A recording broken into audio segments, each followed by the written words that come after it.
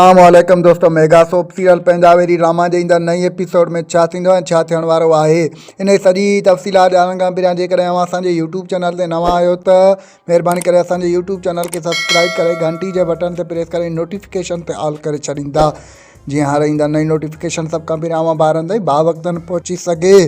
दोस्तों हाणे हलूं था पंहिंजी मेन ॻाल्हि ॿोल तरफ़। जीअं त mega soap serial Punjabi drama जे ईंदड़ नई एपिसोड में तव्हांखे ॾिसण वटां मिलंदो त वॾेरो चाकर खान तमामु घणो गुस्से में अची वेंदो ऐं सावल खे चवंदो, तव्हां सभु मूंखे रस्ते तां हटाइण जी कोशिशि करे रहिया आहियो, सभु तव्हां पंहिंजूं पंहिंजूं ॻाल्हियूं करे रहिया आहियो।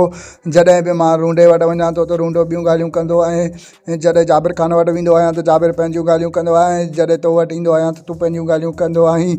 मां सॼी ॻाल्हि खे सम्झी वियो आहियां त तव्हां आख़िर चवणु छा था चाहियो। तव्हां मूंखे जेको असुलु मक़सदु आहे, असुलु ॻाल्हि आहे, उहा ॻाल्हि तव्हां मूंखे ॿुधायो कोन था ऐं मंज़िल खां परे करणु चाहियो था। पर यादि रखिजो, मां असुलु मक़सदु ताईं ज़रूरु पहुचंदुमि ऐं तव्हां सभिनी पेराए गिराए उन जेको आहे विच रस्ते ते बीहारींदुमि।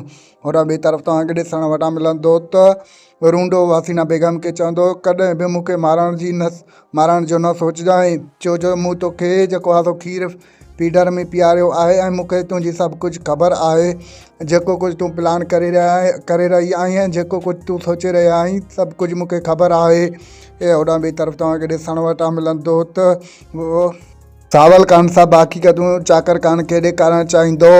दोस्तों असांजो रिपोर्ट अव्हांखे कीअं लॻो, जेकॾहिं पसंदि आयो हुजे त महिरबानी करे पंहिंजो क़ीमती राय कमेंट सेक्शन में ज़रूरु ॾींदा। असांखे इजाज़त रखंदा। पंहिंजो ख़्यालु। अल्लाह हाफ़िज़। Thanks for the watching. Javed Ali जलालानी।